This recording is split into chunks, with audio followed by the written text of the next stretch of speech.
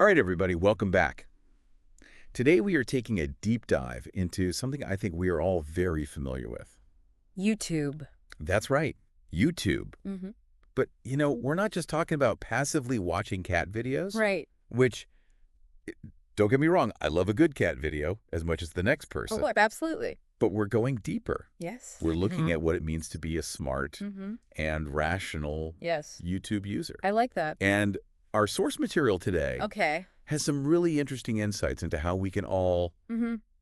up our YouTube game. I love it. So Yeah. I'm really curious to get into this because Mm-hmm. I think we all use YouTube in different ways. Absolutely. But I have a feeling that we're not really using it to its full potential. And I think that's a really good point. And one of the things that our source material really highlights Okay. is this idea of engagement, Yes. right? It's not just about watching. It's not enough. It's about actively engaging with the content. okay, so engagement. Yeah. What does that really mean Yeah. in the YouTube world? Because, Mm-hmm. I click on videos, Mm-hmm. I watch them, sometimes I even share them. Okay. Isn't that enough? It's a good start, but it goes so much deeper than that. Okay. So you have to think of the YouTube algorithm as this giant detective Okay. who's constantly gathering clues about what you like, Oh, interesting. what you don't like. Okay. So every click that you make, Mm-hmm. every comment, even how long you watch a video, Wow. it's all data that's feeding this massive machine. So it's like YouTube is building this personalized profile of me Precisely. based on my every move on the platform. Yes. And then it uses that profile to tailor your recommendations. So that's how I keep getting those right weird there. rabbit holes of 80s music videos Yes. that I didn't even know I was interested in. Yes. But somehow YouTube knows me better than I know myself. Pretty amazing and a little bit creepy. It is a little creepy. Yeah. But it's also, I guess, kind of impressive. Oh, absolutely. Speaking of things that YouTube does, Mm-hmm. remember when they got rid of public dislike counts? Oh, yeah. Big change. What was that all about? That's a really interesting point you bring up because that made comments even more important. Really? Think about it. With the dislike count gone, Yeah. comments are really one of the only ways that YouTube can gauge how people feel about a video. Oh, that's true. So when you leave a comment, Mm-hmm. whether it's positive, negative, or just your own perspective, Yeah. you're really helping shape the YouTube experience Wow. for yourself and for others. I never thought of it that way. It's powerful, right? So my little comment could actually influence You can't what other people are seeing in their recommendations. Exactly. That's cool, right? That's pretty amazing. Yeah. But also Yeah. maybe a little bit scary. Yeah. Because a little bit. what if I go on a bad movie review binge? Right. Is my feed just going to be flooded with terrible cinema? Well, that's where strategic subscription choices come in. Okay. It's like curating your own TV channel lineup, right? Right. You wouldn't just subscribe to every single cable channel. Definitely not. There's way too much reality TV out there. Exactly. I need my documentaries about, Absolutely. the history of cheese or whatever. Exactly. You've got to pick and choose. So does that mean Mm-hmm. if I only subscribe to channels about cheese, Okay. am I going to miss out on all the other good stuff? That's a really good point. You bring up a really important counterpoint. Okay. So even though the algorithm is powerful, Mm-hmm. you don't want to limit yourself, Okay. right? So think of it this way. Okay. Let's say you're passionate about cooking. Mm-hmm. Subscribing to some high-quality cooking channels is a great start. Makes sense. But don't be afraid to branch out a little bit. Yeah, okay. Maybe look at food history or travel vlogs. This tells YouTube that your interests within the food world are diverse. Right. And it opens the door for a wider range of recommendations. Okay, so it's all about finding that balance Right. between being intentional with my subscriptions, Mm-hmm. but also staying open to new things. Yeah, I love it. I can dig that. Yeah. But, how do I actually put that into practice? Right. It's easy to say, Mhm. be intentional, Sure. explore new things. Yeah. But, are there concrete steps? Yeah. And I know our source mentions a smart YouTube user guide. Does that have some answers? Oh, you bet it does. Okay. The Smart YouTube User Guide is chock full of actionable tips. All right. Let's get into it. It can help you become like a true YouTube power user. Okay. Let's unlock those secrets. What's Yeah. the first step? Well, I think it starts with just being mindful of your choices. We talked about strategic subscriptions, but that's just the beginning, really. Yep. You know, every click, every every comment is like a vote. Oh. You're telling the algorithm what you want more of. Interesting. And what you don't want. Okay. So you got to be careful. So every action I take, yes, it's like leaving a little breadcrumb trail. Yes. For the algorithm to follow. Exactly. For the algorithm to follow. I love that analogy. It's a little creepy though, right? It can be. Yeah. Yeah. Because it's so easy to forget about that when you're just scrolling through, mindlessly clicking on things. Yeah. Which I do all the time. I think we all do. Yeah. That's why the guide emphasizes intentional engagement. Okay. So, for example, instead of just hitting that like button, take a second to really think, why did I like that video? Okay. Was it the information? Was it funny? Was it the editing? Yeah. Like, what was it about that video? Okay. And then leave a comment that reflects that. Okay. Not just like LOL or great video, right, but something that actually adds to the conversation. Right. You know? Okay, so thoughtful comments are the way to go. They send a much stronger signal to that algorithm. Interesting. And it can be really rewarding to connect with the creators and other viewers. That's a good point. Yeah. Okay, that makes sense for likes and comments.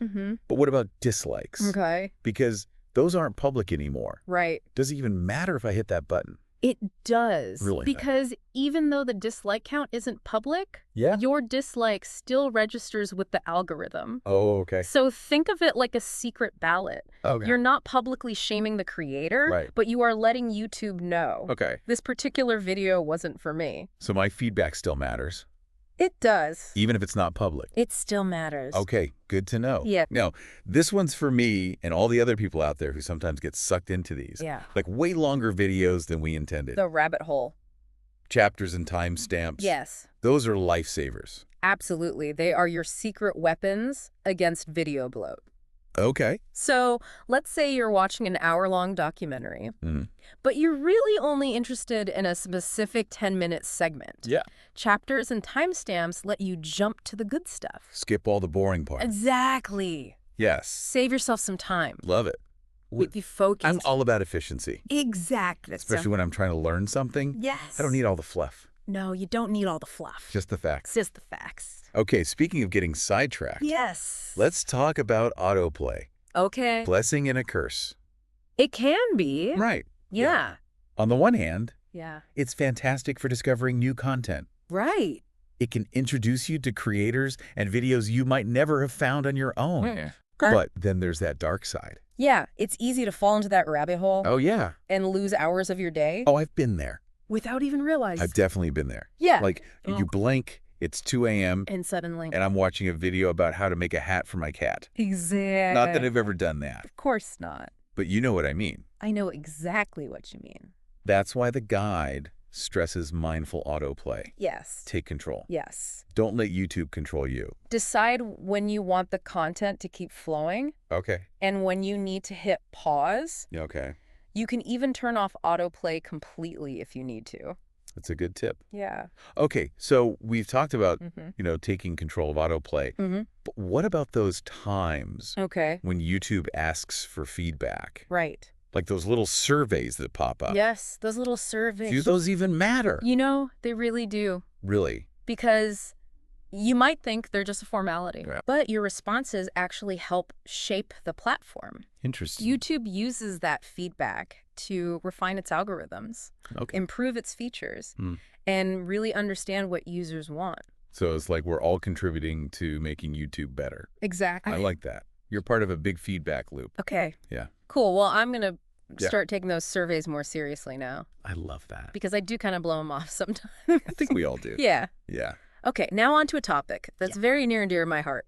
Time limit. Time limits, yes. That's very important. I've been there many evenings. Yeah.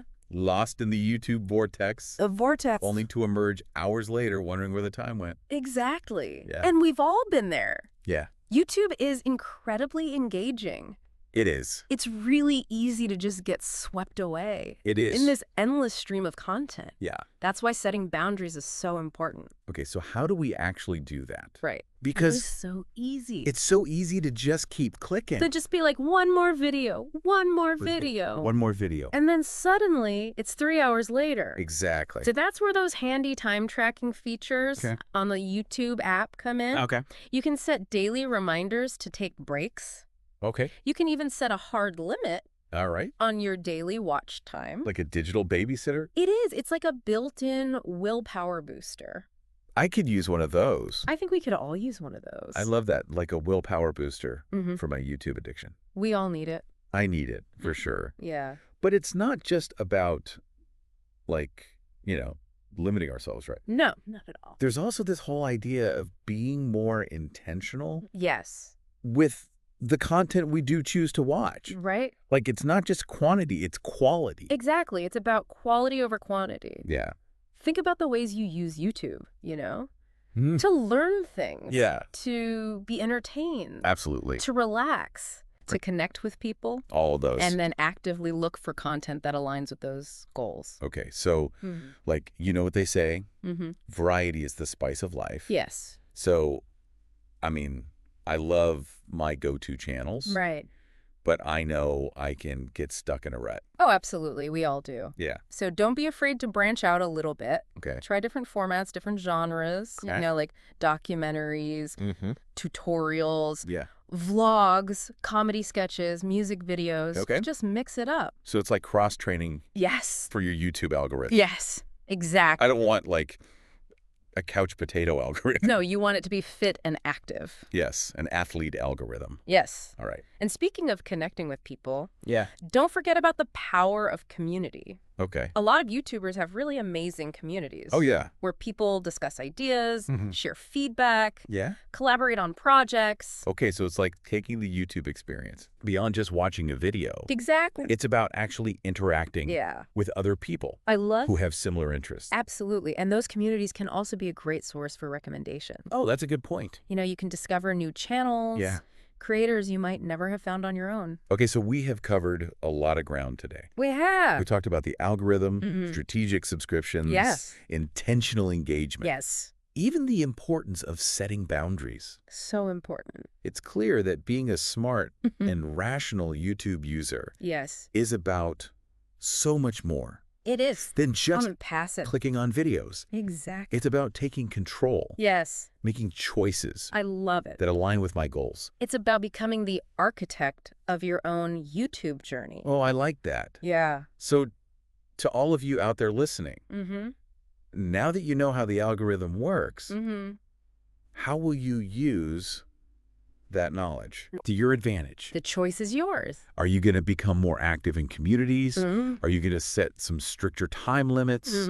Are you going to, venture out and explore some new genres? That's what I want to. The power is in your hands. It is. Go forth and conquer your YouTube feeds. Yes. Well, that is it for this deep dive into the world of YouTube. It's been fun. We hope you learned some valuable tips and tricks for becoming a more savvy, intentional user. Absolutely. Until next time, happy watching. Happy watching, everybody.